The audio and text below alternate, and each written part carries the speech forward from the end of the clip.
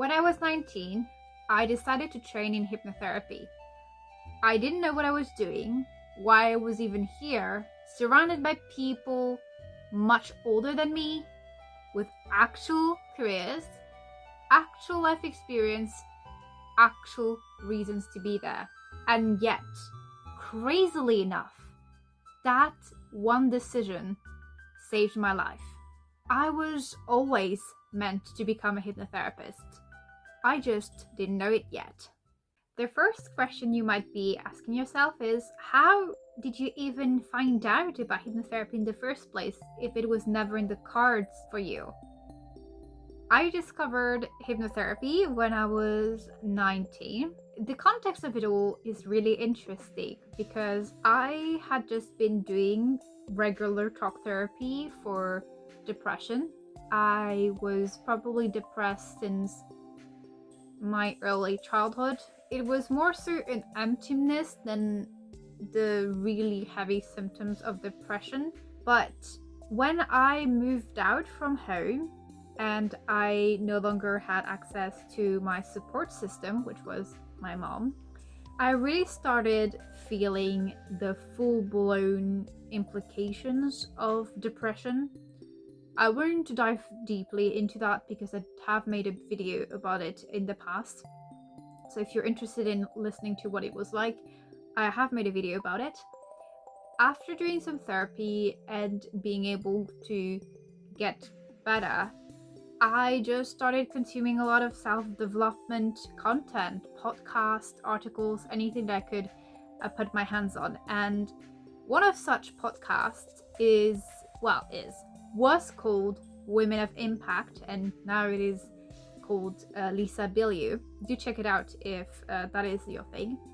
And when I checked that podcast, there were several episodes that I really liked. So when I was suggested an episode with world-renowned hypnotherapist Marissa Peer, I watched it and I discovered what hypnotherapy was and what her specific method that she calls RTT is.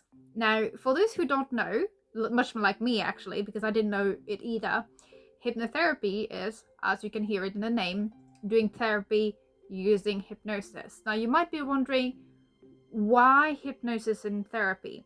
Well, when you have a psychological, emotional problem, the real difficulty is figuring out where it came from, because unless you find out where it has come from and why it is no longer valid, it is very difficult to move past it.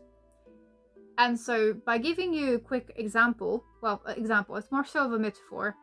When you think about a house, for the house to be able to actually, last in time, the foundations must be solid, right? But if the foundations aren't stable, so here it would be the equivalent of your childhood, then what you put on top of the foundation is going to be wobbly. And so this is the same principle. If you don't patch the foundations, if you don't look at it, you won't be able to treat the problems that come afterwards. There's like a certain order to things. And hypnosis allows for you to access your subconscious, so your earliest experiences and feelings, and actually be able to solve your problems that way. I won't deep dive into the method itself because that would be its own episode. If you're interested in hearing about it, do tell me in the comments. If you like this video, do me a solid and give it a like, tap the subscribe button, and also engage in the comments because it really helps with YouTube and saying, hey, this is an interesting video. So yes, I appreciate it. Thank you. But what you need to know about this was that when Marissa Peer talked about how her method was able to help so many people, I was mesmerized. I was like, I'm so interested. So naturally, I went on her website to look at what it was. Then I was like, why am I even doing this? Because it's not as though I'm going to learn hypnotherapy, right? So I left. But the thought of learning RTT didn't leave me, and it stuck around for a month. So timeline wise, I discovered MRSP and RTT in spring of 2022. It just wouldn't leave my mind up until I cracked in the summer of 2022. And so I was like, you know what? We're going to go for a leap of faith here. I'm just going to do it. When you want to learn RTT, I haven't checked if it is still true, but it was in 2022. You would actually get on a phone call with someone from the school, and they would see if you are suitable to learning RTT and which modality of RTT would be best for you. You could learn it just for yourself. You could become a coach. You could become a hypnotherapist. There are like different paths you could take. I called. It was the strangest thing ever, because 5 minutes in the conversation, a conversation which I don't even recall, I just started crying. And I didn't know why I was crying. I didn't know what I was feeling, because it didn't really make logical sense for me. But I just felt it so strongly that I needed to do this, even though it made no sense. And in the end, the person who interviewed me for the school okayed me, and I received an email that was the payment plan to become a hypnotherapist, which I didn't expect, because put yourself in my shoes. I'm a 19-year-old who phoned this school to learn hypnotherapy methods, doing an applied linguistics degree, did not have a particular interest in hypnotherapy or anything, doesn't exactly know why exactly she is calling or why she wants to learn it. She just knows that she should be. And then this 19-year-old gets recommended, yes, go become a hypnotherapist, even though it was never in the cards or in the plans.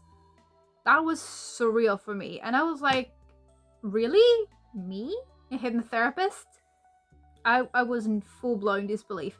And it took me until the very last day of August, actually, to finalize my inscription, because I was like, I didn't expect to be accepted. And then when I saw the price, I was like, I mean, there's no way I'm going to do this, right? I did have a student loan, by the way, so I could afford it. But I was like, I mean, this is crazy. This is so crazy. I ended up doing it. Again, I couldn't explain to you what it was that made me really feel strongly for it, but I just did. And in my head, I was like, I can't tell my mom. I can't possibly tell my mom that I did this, because it is so crazy. I don't understand it myself, and it was so expensive. And I wanted to be a teacher. Like, that was like what I initially was preparing myself to become.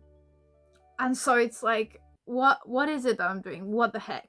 And so I do this, and I keep it a secret from my mom at the beginning. She finds out eventually, and I mean, she was not happy about it. I expected her to be far more angry than what she was, but you know.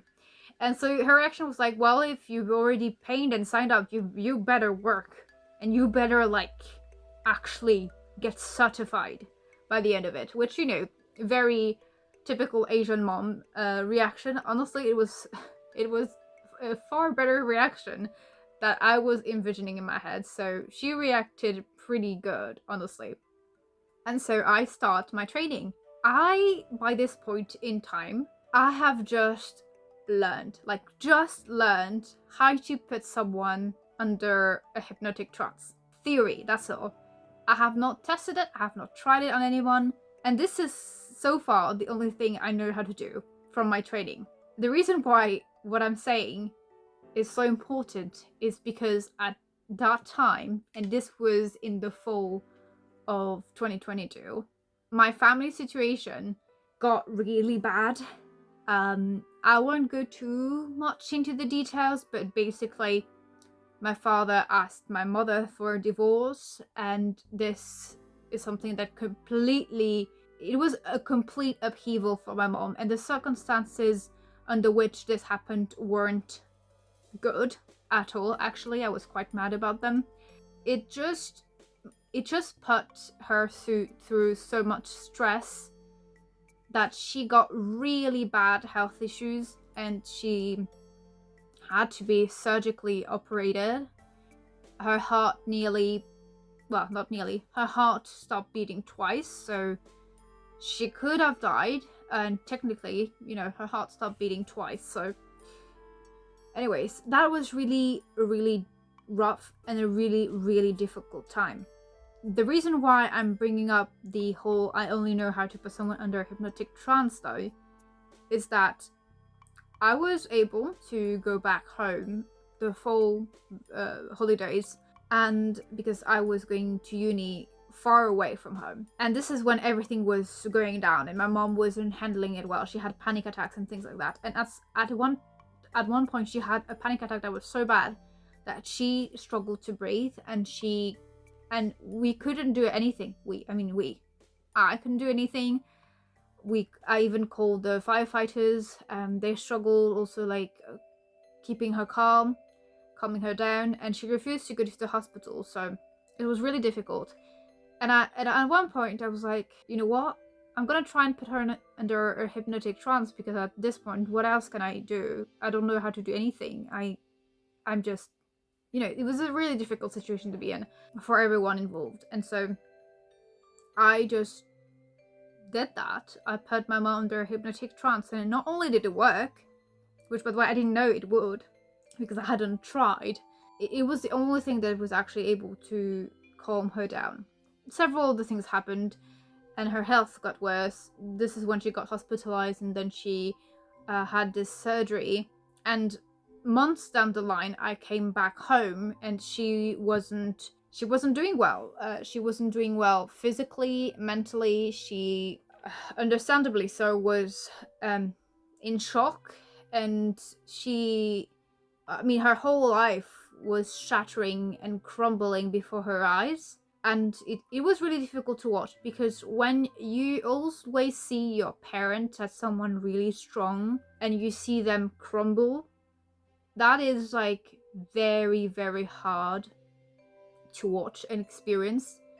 Me learning RTT, me learning hypnotherapy at that moment was the only saving grace that I had, because whilst I was doing my training, I would of course learn the theory, but also have practical sessions during which I would, do the hypnotherapy on like another student, and they would on me. And so I was able to uncover a lot of limiting beliefs. I was able to sort out a lot of emotional issues and blockages that I didn't even know were there. Because I had been doing my own healing, by the time my academic year was over with and I was able to come home and stay with my mom, I had the skills and the mental fortitude to be able to walk her through that so that she could heal herself too. And it was a rough couple of months. Honestly, it was also a rough couple of years, because for those of you who have seen what divorce proceedings look like, it's nasty. Learning RTT at that time was honestly life-changing, because I wouldn't have been able to be the pillar, the strength that my mother needed without it. I wouldn't have healed myself enough that I could help her through her own healing and her own pain.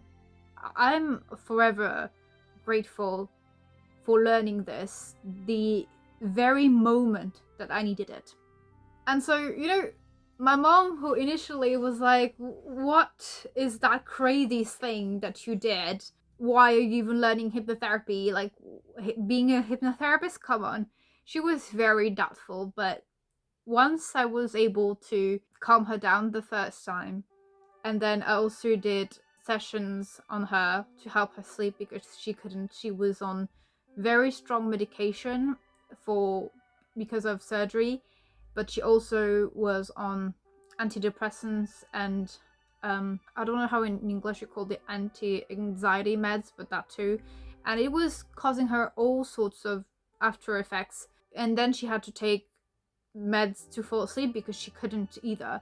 So yeah, she was able to not have to take those once we were done. And it was incredible, because there's so much more that I learned about my mom during that time, and that she learned about herself too. Things that she had forgotten, well, not forgotten, she had buried because it hurt so much. And it was doing that was able to help free her of that emotional burden and pain. And of course, I did it with my mom, but I also did it with my best friend and with other family friends as well. And being able to see the effect that it has been the best gift in the world. Now you might be wondering, why am I saying that I was always meant to become a hypnotherapist? You might be thinking it's because I discovered the power it had, the good it could do, and so ever since I discovered it, ever since I had a taste of it, I was hooked, which is true. I will admit to that. But also because of events that happened afterwards. So if we go back to our whole timeline, 2022, I discovered RTT, I started learning it, I get certified in 2023. I graduate in 2023, and then, unlike what you might think, I don't become a hypnotherapist straight away. Because of my family situation, I had to find work really quickly, like stable income, and so I became a middle school teacher. And I was a middle school teacher for less than 2 years, while I was also doing my master's degree in education, Master TESOL. Because again, I still had it in my head that I was going to teach and then slowly on the side be able to set up my hypnotherapy practice. That is not how things ended up happening, by the way. I go into teaching and it doesn't go too well. I am burnt out by the end of it, really depressed as well. And so I am on sick leave, and during that time where my brain is honestly mush, I am still feeling this pressure of I need to find a job, and it can't be teaching because it left me like I became a vegetable by the end of it. So I was like, it needs to be something else that I can do that is not going to be so emotionally hard on me. And so I trained to become a web designer. I did a course, and you will see how this actually fit into the whole story later. But during that time where I was recovering from burnout and my brain wasn't as, let's say, quick as it usually was, brain fog was a pain. One thing that I did do was that I just rediscovered my love for astrology, which I've always been passionate about since I was a kid, but I'd never really looked too deeply into it. And so during this time I did. And what I figured out was insane, because I pulled up all the resources. I would read a lot of articles to figure out what my birth chart said and meant. And it was so funny because my chart basically said everything that ended up happening to me that I could not explain. My interest for hypnotherapy that came out of left field. That was like, what is this? And in my chart, it clearly said I would be working, I would always have themes of the subconscious, of emotional patterns, family patterns. I would always be working in some capacity with that. And it also pointed out my interest in esoterics. It pointed out also the fact that I have very much a healer profile, which I didn't really know I was. Up until hypnotherapy kind of like snuck up on me, but that was the truth, and it said all that. For those of you who do know your stuff on astrology, I'll put my birth chart right there, and you'll be able to attest to what I'm saying. That wasn't even the only thing. Like, a lot of different people and experiences also confirmed the fact that yes, like there is something to, the whole healing path for me. There is something to you being able to speak to the psychology of people to some extent, and that has always been a part of me. It just wasn't something I really was paying attention to. Another thing that I did that really hammered it in that this very much was the path I was meant to walk was a shamanic journey that I did not too long ago. During that journey, I asked what I should be doing to help the world. Like, what is my contribution? What is my contribution to, bring up the good in the world? And I was shown a very clear metaphor for Jungian psychology. I was shown a lake that below water level was dark and polluted, and above water level, the surface of it was all frozen solid and cracked. For those of you who are not too familiar, water is the symbol of emotions, feelings. What is below the surface, what is above the surface. Basically, the way you interpret this image is that people need to process their feelings, people need to heal their emotional pain, and that is where my contribution is going to be, which again ties into RTT hypnotherapy. It's kind of like I was bombarded since I learned RTT and became certified. I have been bombarded by destiny, the world, the universe, however you want to call it, with signs saying, yes, that is what you're supposed to do. Yes, that is what you're meant to be doing to do good, you know? So that has been really interesting. Of course, another thing that learning RTT and being a hypnotherapist has been able to show me or bring up to my attention was my own neurodiverse profile, which there have been many obvious hints that I was not neurotypical, but I never really, looked close. I didn't really look into it much because I don't really think I needed to. When I was burnt out from teaching, this is when I looked into it, because I was able to piece together the pieces that I had learned from hypnotherapy, which were that there were some things hypnotherapy were not able to help me with to the extent that I wished they could, especially if I compared some of the things RTT completely resolved for me and other things where it helped but it didn't get rid of. And I was like, why is that? And so I was trying to piece together why some things couldn't be fully resolved with hypnotherapy. And those were the things that when I was teaching became incredibly overwhelming and basically were the catalyst to me burning out completely. And those things were organization, admin tasks, anything that requires executive functions. And so because I was able to pinpoint that, I was like, let me look into it. And when you start looking into executive function or the difficulty that is related with it, so a very likely executive dysfunction, neurodiversity gets brought into the mix very quickly. And so I did 2 clinical self-diagnosis tools, and one for autism and the other for ADHD, and turns out I am both.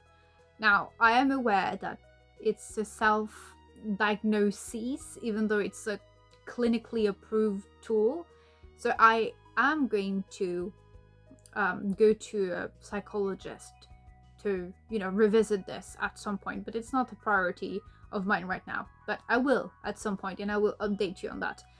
But realizing all of this has been amazing because it just shone so much light on things that I found difficult, and I was like, there is no reason for me to find these things difficult because they shouldn't be. And now I'm like, okay, it makes sense. So I just need to build better systems for me so that these things get easier and there's like less friction around them, which is something that I'm doing, and I'll do a video about it probably in a couple of weeks. It is in the works. So I guess to conclude, I can tell you what it is that I'm doing now. I'm not doing hypnotherapy in like a professional capacity at the moment, but I will very soon. I have already planned it all out. So right now I am doing web design for a hypnotherapist. If you know any who need a website, do send them to this video.